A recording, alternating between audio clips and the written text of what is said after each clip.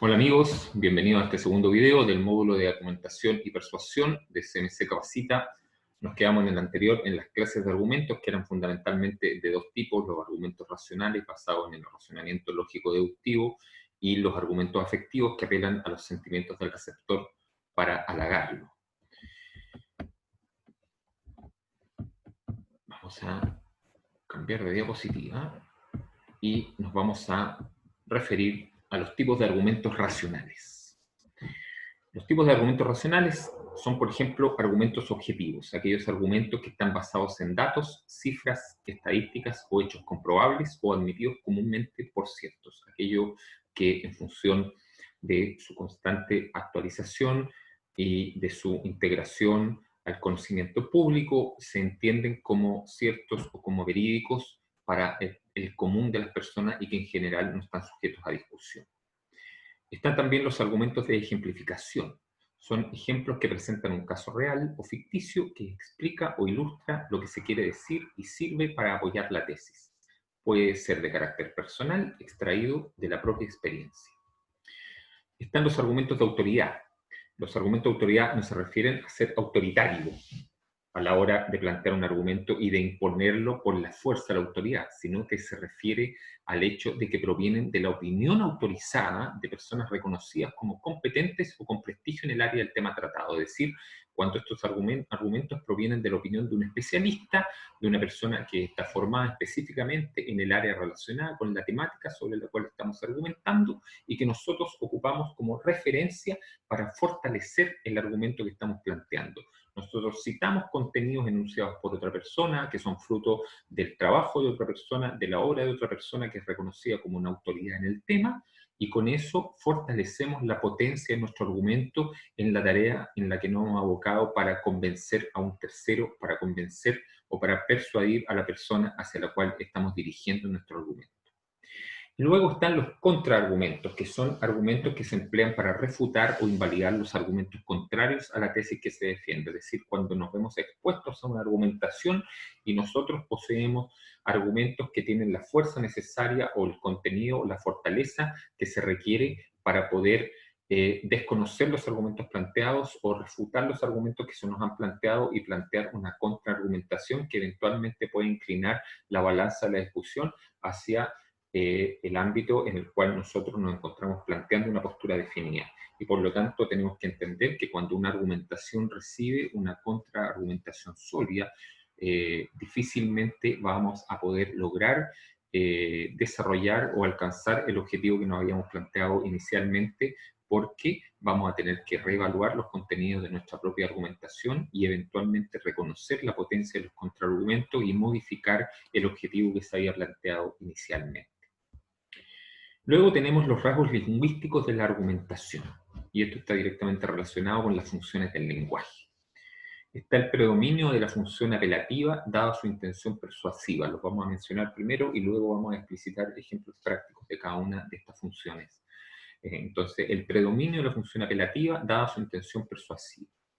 La función referencial, puesto que se habla de un aspecto de la realidad. Y la función expresiva al emplearse un lenguaje subjetivo y emitirse opiniones y valoraciones personales. Es decir, en esto nos detenemos un instante y hacemos hincapié en que cuando nosotros nos referimos a la función expresiva del lenguaje, nos estamos refiriendo a aquella forma en la cual nosotros acompañamos mediante la emisión de opiniones o valoraciones que nos pertenecen a nosotros mismos y que no tienen su génesis en un elemento externo o en un generador externo o en la generación de un contenido externo, por muy validado que éste sea. Entonces siempre va a ser o va a tener un peso de carácter subjetivo. Los recursos empleados, los recursos valorativos, mediante el empleo de formas de primera persona, expresiones de opinión del siguiente tipo: según mi parecer, a mi juicio, desde mi punto de vista. Todas estas formas de expresarse son formas de primera persona y son expresiones de opinión, es decir, reflejan aquello que yo quiero decir desde la perspectiva en que yo siento o que yo creo lo que quiero decir. Y están los adjetivos valorativos, es decir, que le entregan un valor específico a una opinión. Cuando decimos que algo es complejo, difícil, radical, muy importante, definitivo, genial, etc. Es decir, calificamos valorativamente, ¿cierto?, un determinado concepto, una idea o el contenido de una argumentación que estamos entregando y le damos un peso que tiene que ver con la valoración que le entregamos a él y no tiene que ver con la opinión que nosotros tenemos acerca de él. No es nuestra opinión lo que estamos entregando, no es nuestra opinión personal, sino que tiene que ver con el peso específico que esto tiene y con la contextualización en función de la cual le damos mayor o menor importancia. Luego están los recursos lógicos, gracias al empleo de marcadores textuales para ordenar y dar coherencia como conectores causales y consecutivos. En primer lugar, si nosotros decimos en primer lugar, necesariamente en algún momento del discurso tiene que haber un en segundo lugar. Pasa comúnmente que de pronto estamos frente a una persona que está entregando una argumentación y nos dice, mira, te quiero decir 3 cosas. La primera, esto. La segunda, esto. Y luego se diluye. La tercera no aparece en ninguna parte. O parten diciendo en primer lugar, hablan una X cantidad de minutos y luego pasan a otra idea. Y en segundo lugar no aparece nunca. Y cuando nosotros estamos atentos a la argumentación, en general percibimos esa incoherencia en el discurso y eso le quita peso a la argumentación. Otro tipo de conector causal y consecutivo es, por ejemplo, dado que. El dado que implica que nosotros vamos a acompañar ese dado que de algo que va a fortalecer el argumento que estamos entregando. O bien vamos a decir, por lo tanto, esto significa que como conclusión de un argumento que ya entregamos, nosotros vamos a entregar una idea en particular. Es decir, por lo tanto, dado lo expresado, creemos que, o se nos hace necesario que, de modo que, etcétera. Todos estos son recursos lógicos y requieren de pleno dominio del discurso y requieren de muchísima coherencia. Es importante que ustedes pongan énfasis en esta situación cuando están haciendo uso de recursos de argumentación. Y luego están los recursos apelativos. Con el fin de aproximarse al receptor se usa la primera persona del plural y oraciones de modalidad interrogativa, exclamativa y exhortativa. Luego tenemos los tipos de textos argumentativos. Los tipos de textos argumentativos pueden ser de carácter administrativo, por ejemplo, la instancia para solicitar algún servicio de la administración. Requerimos de parte de la administración en el ámbito organizacional en el cual nos desempeñamos, de la provisión de algún tipo de servicio, de la provisión de algún tipo de instancia, de ayuda, de elemento, y lo solicitamos mediante una exposición argumental. Es decir, justificamos mediante un argumento el por qué estamos requiriendo de la administración ese servicio, ¿cierto? O la provisión de ese elemento que nosotros sentimos que necesitamos. Y también puede ser la reclamación para manifestar una queja a un organismo o una empresa. Es decir, sentimos que hemos sido afectados por el accionar de una empresa o de un organismo, ya sea en términos individuales o como parte de otra organización, y para estructurar una reclamación lo hacemos en base a la utilización de un texto argumentativo en donde vamos a tener argumentos válidos y argumentos lógicos que plantear y que permiten fortalecer la argumentación que estamos planteando para obtener un resultado positivo de nuestra reclamación.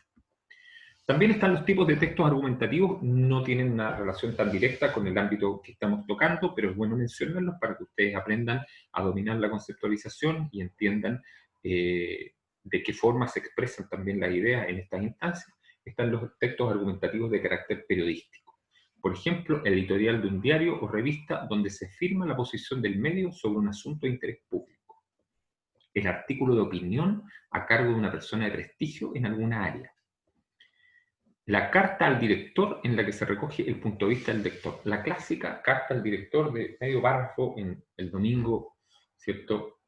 En el diario El Mercurio o algún otro diario que acostumbremos leer, pero en nuestra culturización regional, ¿cierto? Las cartas al director en el diario El Mercurio son algo que es de conocimiento de todos. Bueno, esa carta al director siempre expresa un punto de vista que representa al lector y que se lo hace saber el director, obviamente con la finalidad de que sea leída por las personas que siguen lo que son las columnas del director, pero en donde lo central, ¿cierto?, es la expresión de una idea en particular que es de importancia para nosotros. Y están los textos argumentativos de carácter humanístico. El ensayo, por ejemplo, presenta la idea de un autor respecto de un tema de manera no especializada. Cuando queremos expresarnos sobre algún área, o queremos escribir sobre alguna idea, o desarrollar alguna idea, pero no necesariamente somos expertos en la materia, y no necesariamente tenemos una gran cantidad de argumentos de base racional con una base estructurada en un conocimiento específico o que provenga de una fuente autorizada, pero queremos expresar nuestra sensación particular, nuestro sentido con respecto a alguna idea en particular. Cuando hacemos eso es cuando hablamos de un ensayo. Cuando ustedes se enfrentan a algo que dice ser un ensayo, ese ensayo va a reflejar las ideas personales de la persona que está entregando una argumentación y no necesariamente va a constituir un elemento de fortaleza propia per se o no va a constituir un argumento que tenga una validez racional porque es una expresión de ideas que es subjetiva y que representa exclusiva y únicamente a la persona que está emitiendo esas ideas. Luego tenemos los argumentos o la argumentación al interior de la organización. Cada vez que queremos hacer valer nuestras opiniones y juicios acerca de un tema determinado, por ejemplo, la calidad de una película frente a otra, debemos agregar a nuestro punto de vista buenas razones con las que seamos capaces de convencer a nuestros interlocutores de nuestra posición frente al tema en discusión. Tales razones son la base de nuestra argumentación y dependiendo de su consistencia, lograremos o no convencer a alguien de que nuestra opinión es válida. Es decir, cada vez que nosotros sintamos que debemos desarrollar una argumentación para convencer a alguien de alguna cosa o de algún objetivo dentro de la organización en la cual estamos insertos o con la cual nos relacionamos, lo relevante va a ser la base de nuestra argumentación. Lo relevante va a ser la consistencia de nuestra argumentación. Las probabilidades de éxito de nuestra argumentación van a estar necesariamente definidas por la consistencia y por la coherencia de nuestros argumentos. Vamos a lograr convencer o persuadir a alguien de que nuestra opinión es válida con muchas más probabilidades de éxito cuando nosotros tengamos un respaldo de esta argumentación que nos permita hacer valer nuestros juicios acerca de un tema determinado.